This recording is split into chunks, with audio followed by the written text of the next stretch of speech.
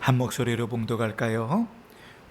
5절부터 8절까지 시작. 또 충선된 증인으로 죽은 자들 가운데서 먼저 나시고 땅의 임금들의 머리가 되신 예수 그리스도로 말미암아 은혜와 평강이 너희에게 있기를 원하노라. 우리를 사랑하사 그의 피로 우리를 죄에서 우리 죄에서 우리를 해방하시고 그의 아버지 하나님을 위하여 우리를 나라와 제사장으로 삼으신 그에게 영광과 능력이 세세토록 있기를 원하노라. 아멘. 볼지어다 그가 구름을 타고 오시리라. 각 사람이 눈이 그를 보겠고 그를 찌른 자들도 볼 것이요 땅에 있는 모든 족속이 그로 말미암아 애곡하리니 그러하리라. 아멘. 주 하나님이 이르시되 나는 알파와 오메가라. 이제도 있고 전에도 있었고 장차 올 자요 전능한 자라 하시더라. 아멘. 요한계시록은 묵시에 대한 내용들이 많이 기록되어 있지만 또 하나님을 향한, 또 성부 하나님을 향한, 성자 예수 그리스도를 향한 찬양이 많이 기록되어져 있는 곳입니다.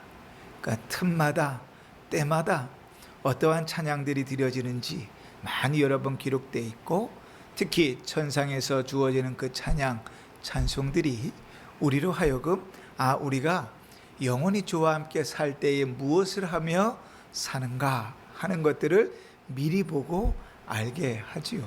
그러니까 요한계시록은 또 다른 한편에서 보면 찬송의 성경이기도 합니다. 주를 찬송하는 내용들이 아주 자주 나오거든요.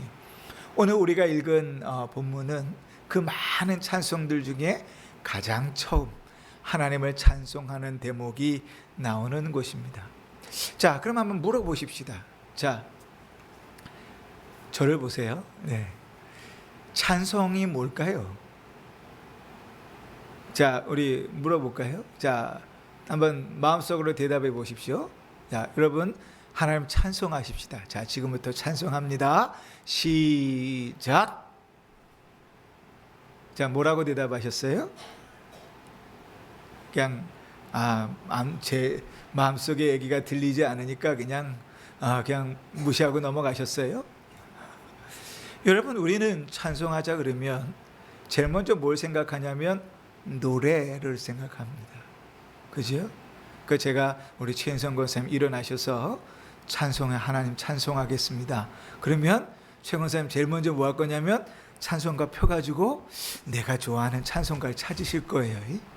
근데 뭐 최인성 권사님만 그럴까요? 아니요, 대부분 다 우리가 그러겠죠. 하나님 찬송하십시다. 자, 일어서서 하나님 찬송합시다. 그러면 우리가 대부분 다 이제 그렇게 찬송할 거란 말이죠. 근데 여기에 찬송에 대한 아주 심각한 오해가 있습니다. 찬송이라는 의미 가운데는 노래라는 의미가 들어있지 않아요. 우리가 찬송으로 성경에 주어진 바 된 성경이 뭐지요? 시편이잖아요. 시편에 악보가 그려져 있습니까? 특히 시편 1편 보겠는 사람은 할 때 거기 악보 그려져 있습니까? 여러분 어떻게 노래 부르시나요? 아니지요. 하나님께서 말씀으로 찬송을 주셨을 때도 처음 시작도 노래는 아니에요. 물론 시편들 중에 뭐 성전에 올라가며 부르는 노래, 뭐 마을나를 따라 부르는 노래, 뭐 이런 내용들이 들어 있어서 이게 곡조가 있겠구나, 악기를 동원해서 부르는 노래 이런 거에서 곡조가 있겠구나 라고 생각할 수 있지만 찬송이라는 말 안에는 사실 노래라는 의미는 없습니다. 원래 찬송이라는 말은 무슨 말인고 하니 이 영어로 이제 우리가 praise라고 얘기하잖아요. 이 praise라는 원래 말은 찬송하다가 아니라 칭찬하다 이런 뜻입니다. 그러니까 찬송은 뭐예요? 사람을 향해서 praise 하면 뭐예요? 그래, 칭찬하는 거예요. 아유, 오늘 참 시원한 멋있는 옷을 입고 오셨네요. 오늘 참 뭐 대화가 아주 좋게 흘러가네요. 아, 오늘 참 헤어스타일이 멋지시네요. 칭찬하는 거예요. 근데 그 칭찬을 누구를 향하여? 하나님을 향하여 할 때는 그것을 칭찬한다고 안 그러고 보통 뭐 한다 그래요? 찬송한다 그래요. 여러분, 보통 칭찬은 뉘앙스가, 우리나라 말의 뉘앙스가 누구가 누구에게 하는 거예요? 높은 사람이 낮은 사람에게 합니까? 낮은 사람이 높은 사람에게 합니까? 에? 그죠? 보통 우리의 뉘앙스는 좀 높은 사람이 낮은 사람에게 하는 거예요. 그죠? 칭찬하는 거, 치하하는 거하고 비슷하죠. 그러면 낮은 사람이 높은 사람을 보고는 칭찬합니까? 아니요. 그를 송축하고 칭송하고 그러죠. 하나님을 향하여는 찬송한다 이렇게 쓰는 겁니다. 그러니까요, 찬송은 내용이에요. 그러니까 내용을 빼고는 사실은 멜로디만 가지고는 시간 헛 낭비하는 겁니다. 그러니까 예배 시간에 불러서 노래는 부를 수 있어요. 근데 참 꼴보기 싫은 장면이 있어요. 뭔가 하면 찬송을 부르는데 이런 거예요. 우리가 아까 621장인가요? 찬송하면서 이제 찬양하라 내 영혼아 이렇게 찬송했잖아요. 그런데 이런 사람이 있어요. 찬양하라 내 영혼아. 뭐 하고 있는 거예요? 찬송하는 거 아니에요. 적어도 그 찬송의 가사를 하나님 앞에 올리는 것이라고 한다면 이러면서 찬송할 수는 없죠. 또 어떤 사람은 찬송하는데요, 찬양하라 내 영혼아 이런 분들도 있어요. 입으로는 찬송을 부르는데 그 찬송이 무슨 가사인지 찬송이 지나간 다음에 몰라요. 그거는 하나님을 모독하는 행위이죠. 그러니까 찬송은 뭐예요? 가장 찬송에 중요한 것은 그 가사의 내용과 마음이에요. 그게 다음에 뭐가 돼요? 곡조가 실리는 거예요. 여러분, 노래는요 우리를 잘 속입니다. 그래서요, 아까 우리 오늘 또 뭐 때마침 구역 인도자 성경 공부가 찬송이어가지고 계속 반복될 수 있는데요. 곡조는요 계속 반복돼요. 이런 거예요. 우리를 어떻게 속이냐면 장조로 노래가 진행되면 기뻐요. 그런데 단조로 노래가 진행되면 슬퍼요. 가사와 관계없이. 예를 들면 단조 찬송 중에 이런 게 있어요. 뜻없이 무릎 꿇는 그 복종 아니요, 이 찬송이 있거든요. 물론 상황 자체가요 행복한 상황은 아닌 것 같아요. 그죠? 저항하고 믿음을 지키기 위해서 애쓰고 힘쓰는 가운데 부르는 찬송이에요. 그런데 곡조가 단조이다 보니까요 마음이 무겁고 시작해요. 그죠? 그런데 장조면 어떻게 될까요? 장조면 예를 들면 장조로 우리가 쉬운 거기 예수께로 가면 나는 기뻐요. 흔쾌하죠. 기쁘죠. 근데 반대로 바꿔볼까요? 예수께로 가면 나는 기뻐요. 가사가 완전히 바뀌었는데 우울하죠. 그죠? 노래는, 멜로디는요 사람을 아주 잘 속여요. 그래서요 눈물도 흘리게 해요. 찬송하면서 눈물을 흘렸는데 내가 왜 흘렸는지를 몰라요. 그럼 찬송한 게 아니지요. 제가 늘 그런 예를 많이 드는데요. 예전에 김건모라는 가수가 잘못된 만남이라는 노래를 불렀어요. 제가 군대에 있을 때인데요. 그 가사의 내용이 이런 거예요. 자기의 친한 아주 친구, 남자친구가 자기 여자친구하고 바람이 나갖고 연락을 딱 끊어버린 거예요. 슬픈 얘기죠, 그죠? 그런데 그 노래의 비트가 얼마나 빠른지 그때 당시에 나이트클럽에 제일 먼저 나오는 노래가 그거였어요. 제일 많이 나오는 노래가 그거. 그 슬픈 가사에 춤을 추는 게 인간이라고요. 멜로디는 사람을 속여요. 그러니까 절대로 하나님을 찬송하면서 그 찬송의 가사가 뭔지 생각하지 않으면 찬송을 드린 게 아니에요. 그죠? 그러니까 우리 성도들 중에 그런 분들 없으면 좋겠어요. 미리 예배 전에 다 찬송을 준비해 놓고 찬송하면 딱 펴서 우리는 이제 그렇게 하기로 벌써부터 이제 교육을 받았고 그렇게 준비하지요. 그러니까 찬송 시작됐는데 이런 일은 없어야 되는 거죠. 찬송 시작됐는데 막 이렇게 주머니 뒤지고 딴일하고 두리번 이런 일은 없어야 되는. 그거는 하나님 모독하자는 거고 찬송하자는 게 아니니까. 찬송하자는 건 뭐예요? 그 가사의 내용들을 잘 깊이 있게 생각하면서 고백하는 게 찬송. 왜 이렇게 서론이 긴가? 오늘 우리가 성경에요, 하나님을 찬송하는 첫 번째 찬송이 나와요. 요한계시록에 여러 찬송이 나오는데 그 찬송에 제일 먼저 나오는 첫 번째 찬송이에요. 우리가 5절부터 읽었지만 사실은 지난주에 5절 중간에서 딱 끊었죠.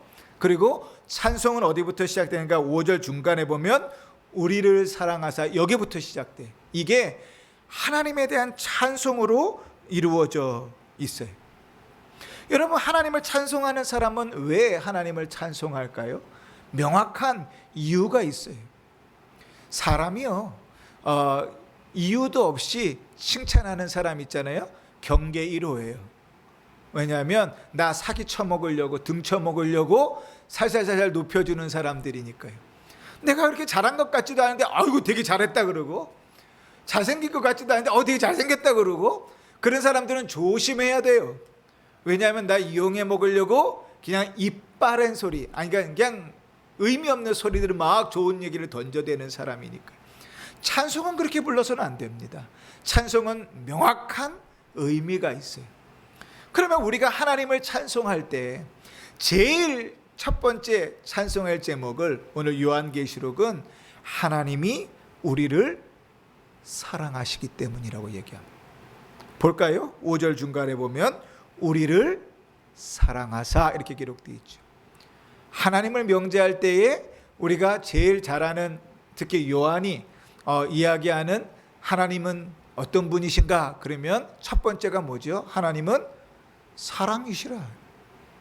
근데 그 요한이 하나님을 찬송하는데도 역시 제일 먼저 하나님을 찬송할 제목을 뭐라고 얘기해요? 하나님이 우리를 사랑하신다 이렇게 얘기해요. 근데 이 사랑하신다 하는 얘기를 지금 뭐 어떻게 쓰고 있냐면, 우리는 이게 꼼꼼히 따지지 않지만 하나님이 우리를 사랑하신다 이거를 시제로 보면 현재형으로 썼어요. 이럴 수 있잖아요. 하나님이 우리를 사랑하셨다. 그러면 그 얘기는 과거에 우리가 하나님의 사랑을 많이 받았다는 얘기죠. 그런데 지금은 뭐예요? 사랑하지 않는다, 혹은 사랑을 못 받는다, 이런 말일 수 있잖아요. 그죠? 저희 아버지가 저를 참 많이 사랑하셨습니다. 왜 제가 사랑하신다 이렇게 얘기 안 하죠? 이미 돌아가셨거든요. 더 이상 지금은 사랑해 주실 수 없어요. 그러니까 우리는 과거형을 씁니다. 그죠? 아버지가 나를 참 사랑해 주셨어요. 사랑하셨어요. 그런데 오늘 요한은 하나님을 찬양할 이유의 제일 시작을 뭐라고 얘기하냐면 하나님이 우리를 사랑하신다, 현재형을 쓰고 있어요. 보통 현재형을 쓸 때는 일반적으로는 지금도 우리를 사랑하시는 하나님을 이야기합니다. 그러면 여러분, 지금도 우리를 사랑하신다는 것은 우리가 사랑받을 만한 자격이 있기 때문에 우리를 사랑한단 말이 아니에요. 여러분, 오늘 하루 동안 하나님께서 우리를 사랑하실 만한 이쁜 짓 많이 하셨습니까? 여러분, 애들 있잖아요. 애들 보잖아요. 애들 보면요, 하나하나 하는 짓이 다 이쁘죠. 그죠? 웃어서 이쁘고, 넘어져도 이쁘고, 뭐 사달라고 쫄라도 이쁘고. 특히 자식들은 그렇게 안 이쁜데 손주들은 그러면 무조건 이쁘죠. 그죠? 하나님 앞에 주님의 사랑받을 짓을 오늘 얼마나 하셨습니까? 그래서 하나님께서 지금도 우리를 사랑하시는 것이 당연합니까? 아니죠. 사실은요, 오늘 하루 동안에 우리가 죄를 지으면서 하나님을 떠난 적도 있고요, 하나님을 무시한 적도 있고요, 하나님 눈 좀 감아보세요 그리고 우리가 죄를 지은 적도 있고요, 하나님 귀 좀 막아보세요 그러면서 우리가 사람들을 욕한 적도 있고요.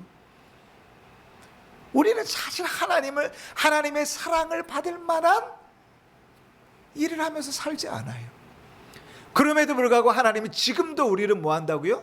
사랑하신다고요. 그게 왜 하나님을 찬송할 이유가 되지 않겠어요? 그죠? 그런데 문법에서 현재형을 쓴다는 것은 또 어떤 의미가 있냐면, 현재 하나님께서 우리를 사랑하신다 이렇게 현재형을 썼을 때는 하나님이 그 사랑은 변하지 않는다는 의미를 갖습니다. 그러니까요, 하나님이 우리를 사랑하시는 그 사랑은 변하지 않아요. 누군 변할지라도, 나는 변할지라도, 내가 주를 사랑하는 그 사랑을 배신할 수는 있을지라도 하나님께서 우리를 사랑하시는 그 사랑은 변하지 않아요. 그러니 하나님이 우리를 사랑하셨다, 사랑하신다라는 이것만큼 우리가 찬송할 이유가 어디 있을까요? 그지요?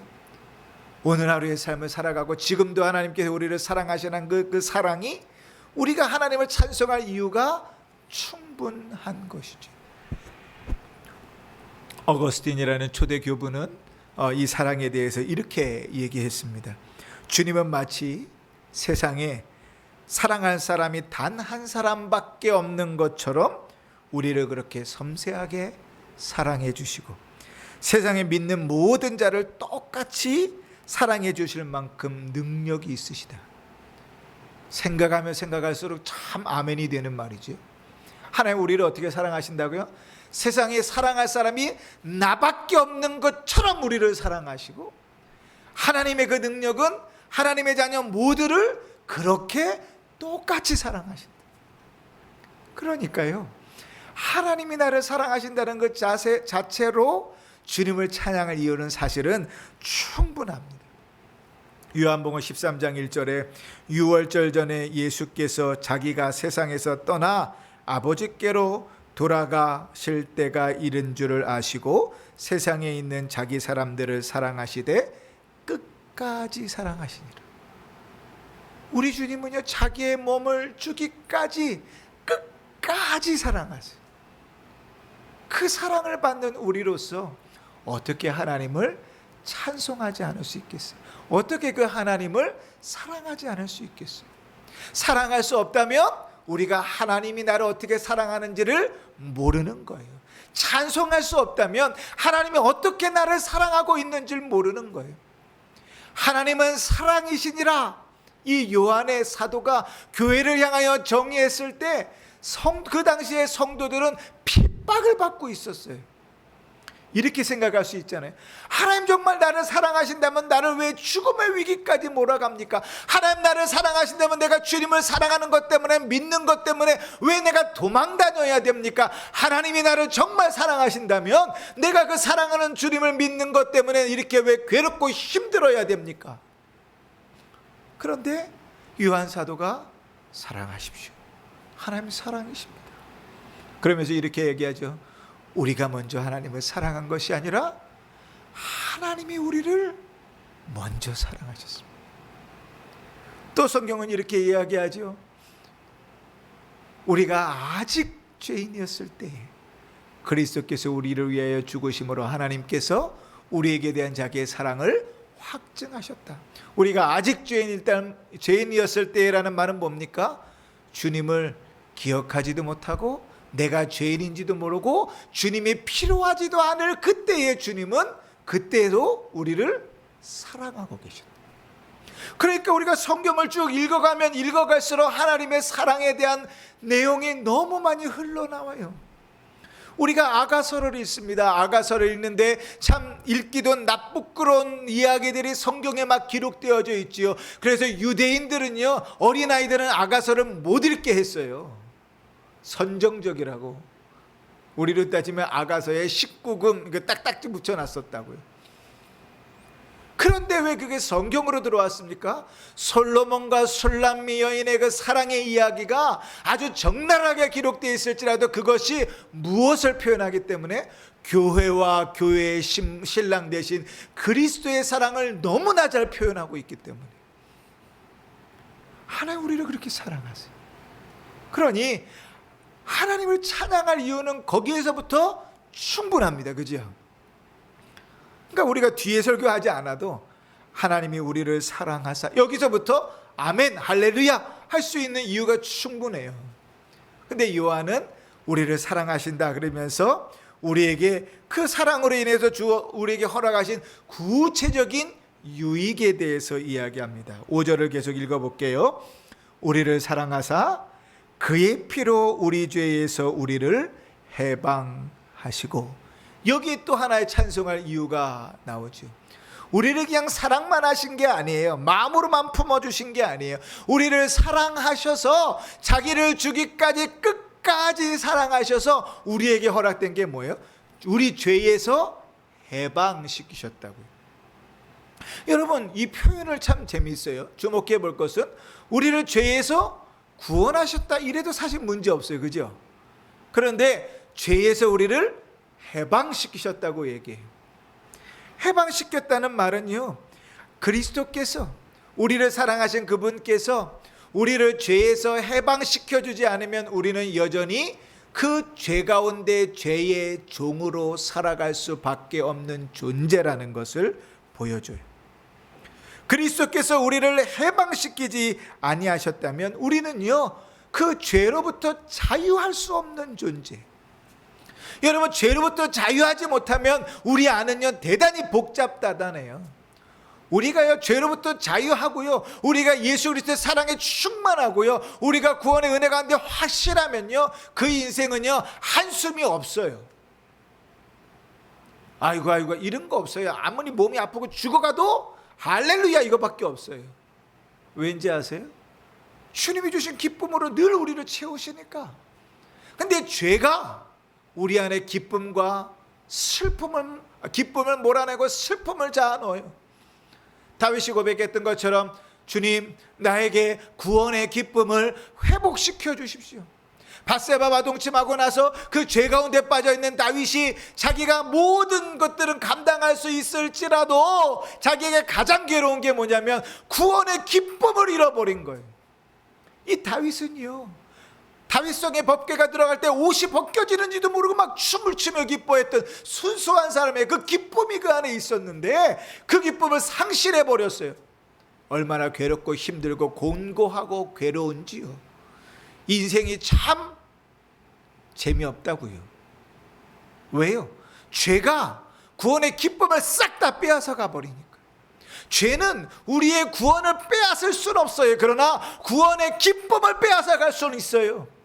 죄 가운데 머물러 있으면 우리를 지옥으로 가게 할 수는 없어요. 그러나 우리의 인생이 괴롭고 힘들고 하나님 앞에 불평과 불만하고 살아가게 만들 수 있어요. 죄는 얼마든지 그럴 수 있어요. 우리 안에 왕 노릇하면, 죄가 우리의 왕이기 때문에 우리 안에 기쁨이 없어요. 참된 평안이 없어요. 참된 행복을 누릴 수 없어요. 그런데 우리 주님께서 우리를 사랑하셔서 우리를 그 죄에서 해방시켜 주었다. 죄는 대단히 인격적인 것, 죄는 인격적으로 짓는 것 같지만 다르게 보면요, 죄는 대단히 무서워요. 우리를 딱 올만하고 노예로 삼으면요, 거기서 웬만하면 놔주지 않아요. 하나님 앞에 죄를 짓게끔 살아가잖아요. 그러면 거기에 딱 사로잡히면 놓이는 게 너무 어려워요. 우리 가운데 순간마다 때마다 계속 반복되어지는 죄악들을 보세요. 그 죄악들이요 아주 간단해요. 명료해요. 근데 안 되죠. 그 사단에게 싹 사로잡혀가지고 그 죄에서 벗어나는 일이 너무 힘들어요. 완전히 죄의 철권 통치를 당하고 있는 것 같아요. 그런데 우리의 능력으로는 거기서 벗어날 수가 없어요. 그리고 그 죄는 심지어 우리가 죄인이라는 사실조차도 모르게 할 정도로 아주 무서운 권세로 우리를 붙들고 있죠. 인정하지 않게 하죠. 내가 지금 죄 가운데 있다고 인정하게 하지 않아요. 그것이 인정되면 하나님 앞에 손들고 나갈 텐데 절대로 인정하지 못하게 해요. 죄는 아주 무서워요. 그런데 그리스도께서 그 죄로부터 해방하셨다. 사망의 권세로부터 우리를 해방시켜 주셨다고요. 그 죄가 하나님을 반역하고 하나님을 떠나게 하고 불순종하게 만드는데 그로부터 하나님 앞에 돌아오게 하고 하나님 앞에 순종하게 하는 일을 그리스도께서 우리 가운데 행하신 거예요. 그래서 하나님이 지으신 세상에 살면서 하나님이 주시는 복을 누리며 살면서도 하나님을 싫어하고 하나님이 싫어하는 일들을 하고 하나님을 배척하며 살아갔던 이들이 다시 주님께로 돌아와 하나님을 기쁘시게 하고 주의 영광을 위하여 살게 하는 것이지. 바울은 골로새서 1장에 이렇게 말합니다. 그가 우리를 흑암의 권세에서 건져내사 그의 사랑의 아들의 나라로 옮기셨으니 그 아들 안에서 우리가 속량 곧 죄 사함을 얻었느니라. 그러니까 의미적으로는 똑같아요. 속량했다, 대속했다, 죄 사함을 얻었다, 해방되었다, 다 똑같은 이야기인데 굳이 오늘 요한은 우리를 우리 죄에서 해방하셨다는 것은 더 이상 우리가 그리스도로 말미암아 죄의 권세에 죄의 종으로 살지 않고 하나님의 백성, 하나님의 자녀로 살게 되었다는 거예요. 그 내용이 이어서 나옵니다. 우리 6절 같이 읽으십시다. 같이 읽습니다. 시작.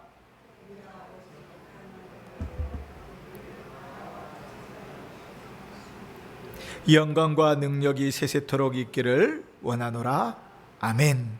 자, 그렇게 우리를 해방하시고 우리를 어떻게 만들어 주셨는가? 오늘 6절에 보면 우리를 나라와 제사장으로 삼으셨다. 여러분, 이 대목은 아주 놀라운 대목이에요.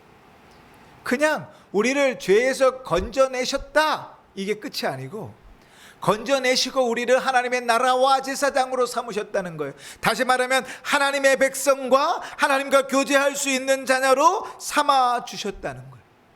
근데 아주 재밌는 표현이 있어요. 오늘 6절에 보면 우리를 나라와 제사장으로 삼으신, 그러니까 삼으셨다 이렇게 표현되잖아요. 근데 우리 한 군데 찾아보십시다. 여기 책갈피해 놓으시고 출애굽기 19장을 한번 찾아보세요. 앞으로 성경이 두 번째죠. 맨 앞에서 두 번째, 출애굽기 19장 4절 5절.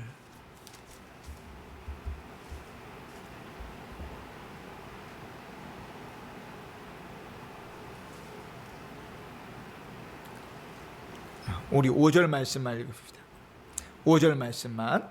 5절 시작. 세계가 다 내게 속하였나니 너희가 내 말을 잘 듣고 내 언약을 지키면 너희는 모든 민족 중에서 내 소유가 되겠고. 자, 하나님께서 이렇게 얘기하세요. 너희가 내 말을 잘 듣고 언약을 지키면 모든 민족 중에서 내 소유가 어떻게 된다고요? 될 것이다. 미래형으로 되어져 있죠. 그죠? 이스라엘 백성들에게 말씀을 주시면서 아직 너희가 내 백성이 되었다고 얘기하신 게 아니에요. 근데 그 일이 어떻게 이루어졌어요? 오늘 다시 요한계시록으로 가면 예수 그리스도로 말미암아 너희가 모든 그의 아버지 나라를 위하여 우리의 나라와 제사장으로 삼으셨다가 된 거예요. 그죠? 그리스도로 말미암아 완성하시고. 여러분, 하나님의 나라가 되었다.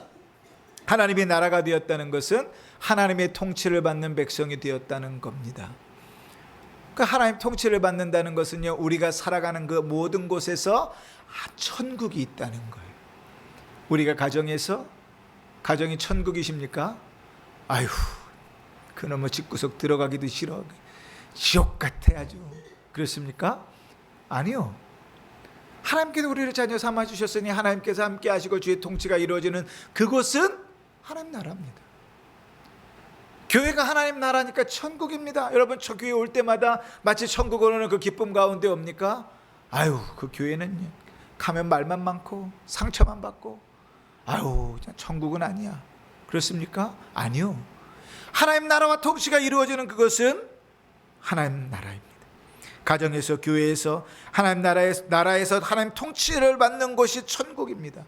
그러니까 나라로 택하셨다는 것은 하나님 나라의 백성 삼아주셨다는 거예요. 또 하나, 제사장이 되었다는 것은 하나님을 섬기는 자가 되었다는 겁니다.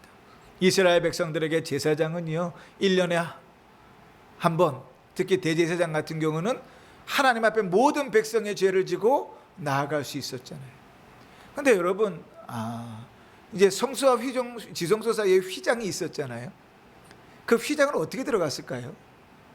저도 사실은 그런 생각은 안 해봤는데 설교 준비를 하면서 그런 생각을 했어요. 나중에 기회가 되면 한번 가십시다. 그래서 우리나라에도 그 성막을 실사이즈로 만들어 놓은 데가 있으니까 가보시면 우리가 생각하는 휘장하고는 완전히 달라요.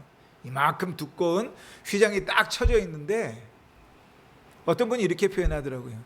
제사장의 옷을 다 입고도 그 휘장을 지나 지성소로 들어가려면 밑으로 기어 들어갔어야 됐다. 문이 없거든요, 휘장에. 그런데 우리 구주 예수 그리스도께서 십자가에 못 박혀 죽으실 때 성경은 뭐라고 기억하죠? 그 휘장이 오른쪽에서 왼쪽으로 찢어졌다 그래요? 위에서 좌로 찢어졌다 그래요? 어떻게 찢어졌다 그래요? 위에서 아래로 찢어졌다 그랬죠. 그리고 히브리서에서는 그것을 통하여 우리가 하나님 앞에 나아갈 새롭고 살아있는 길이 열렸다고 고백하죠. 예수 그리스도로 말미암아. 그러니까요, 우리를 하나님의 자녀 삼아주시고 또 하나님을 섬기는 자로 삼아주신 것은 오직 우리 구주 예수 그리스도의 은혜로 주어진 거예요. 우리를 죄와 사망의 권세로부터 해방시키셔서 우리를 하나님의 백성, 하나님의 자녀, 하나님과 교제할 수 있는 하나님을 섬기는 자로 세워주신 거예요. 그러니 우리가 하나님을 찬송할 이유가 있습니까? 없습니까? 있지요. 근데 여러분, 이 요한계시록은 1차적으로 당시의 성도들을 위로하는 성경이라 그랬잖아요.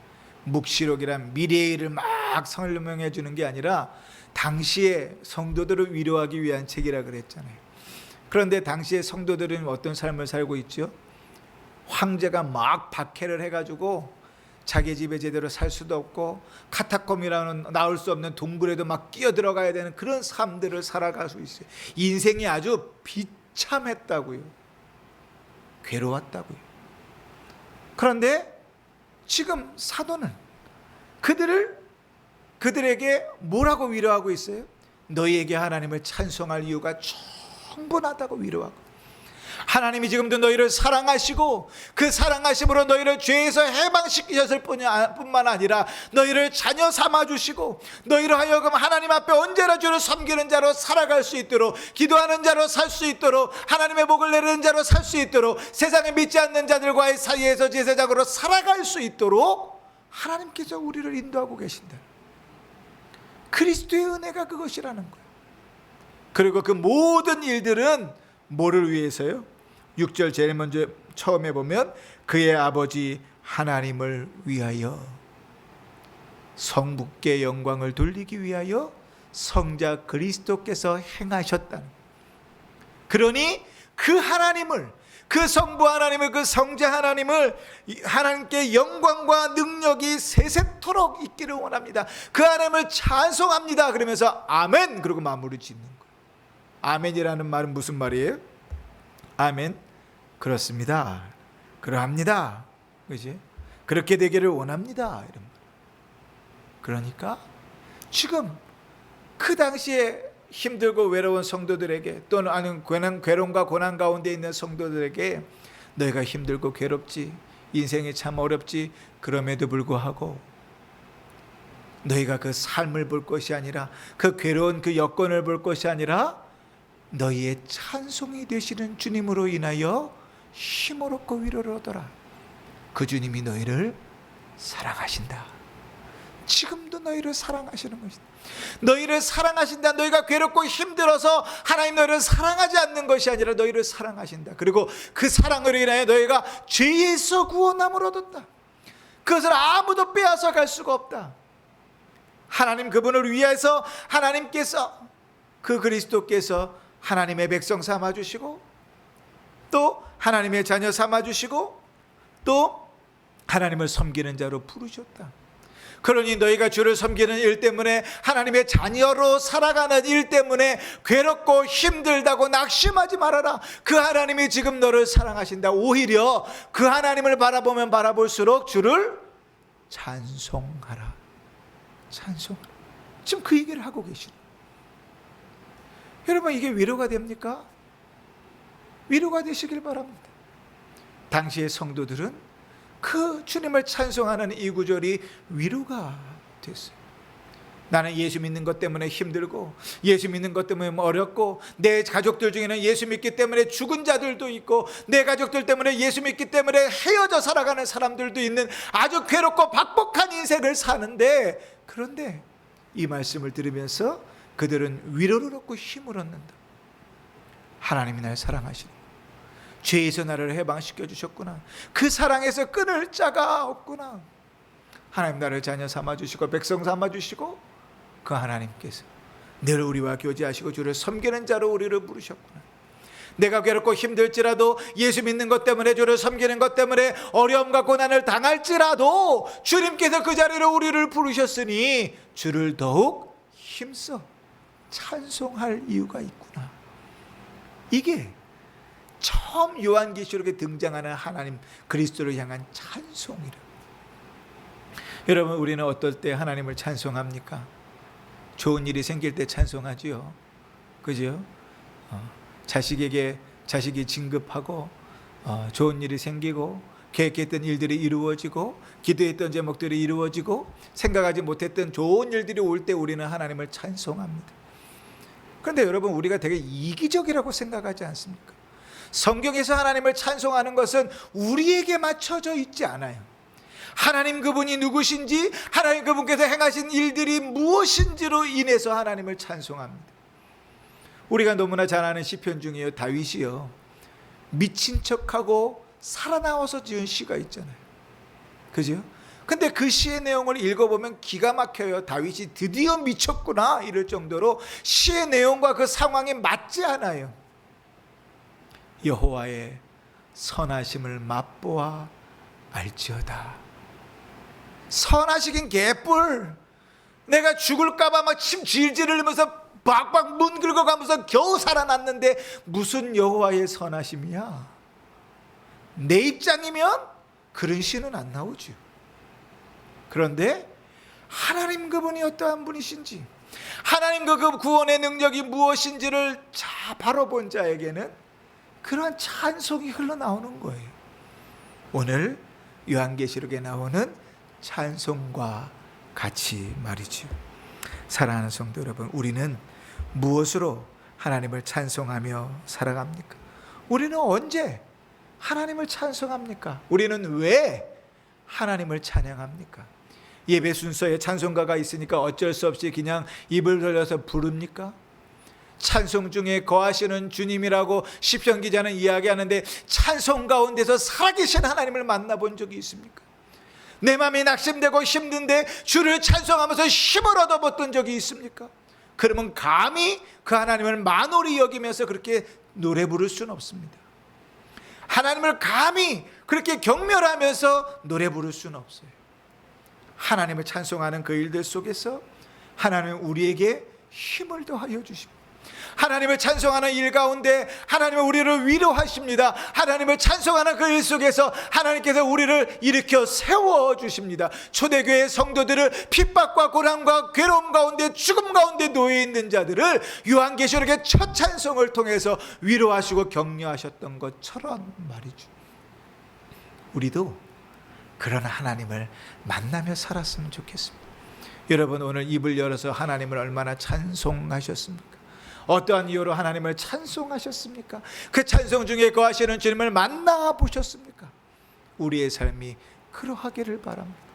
하나님을 찬송하길 원합니다. 괴로울 때도 주님의 얼굴을 보며 찬송하길 원합니다. 기쁠 때도 주님을 찬송할 수 있기를 원합니다. 일이 잘 되어지지 않을 때도 나의 주인 되신 하나님을 찬송할 수 있기를 원합니다. 내 일이 계획대로 잘 될 때에도 순조롭게 인도해 가시는 하나님을 찬송할 수 있기를 바랍니다. 그래서 날마다 하나님이 어떠하심을 인하여 주를 찬송하면서 그 하나님으로부터 위로와 힘을 얻고 또 그 하나님께 영광과 찬송을 드리는 복된 성도로 살아가시기를 주의 이름으로 축원합니다. 아멘. 기도하십시다. 하나님 아버지, 이 백성은 내가 나를 위하여 지었나니 나의 찬송을 부르게 하려 함이라 하셨습니다. 성도의 본분은, 아니 사람의 본분은 주를 찬송하는 일이고, 구원받지 못한 이들은 그 진리를 몰라 헤맬지라도 구원 얻은 우리에게는 하나님이 누구신지 또한 하나님이 행하신 그 권능으로 인하여 주를 찬송하는 것이 마땅합니다. 우리의 삶 속에 이기적인 찬송을 부르지 않게 하시고 형식적인 찬송을 부르지 않게 하옵소서. 주께서 이스라엘 백성들에게 화내셨던 것처럼 내 비파 소리를 내 앞에서 그칠지어다, 내 노랫소리도 내가 듣지 않겠다 말씀하시는 그러한 자세로 주를 찬송하는 자들이 아니라 우리의 찬송이 하나님께 영광이 되어지고 우리의 찬송을 통하여 영광과 능력이 세세토록 주님께 있기를 간절히 바라며 노래하는 복된 성도들 되게 하여 주옵소서. 우리의 삶이 그러한 찬송으로 살아가게, 찬송을 부르며 살아가게 하옵소서. 우리 구주 예수 그리스도의 이름으로 기도하옵나이다. 아멘.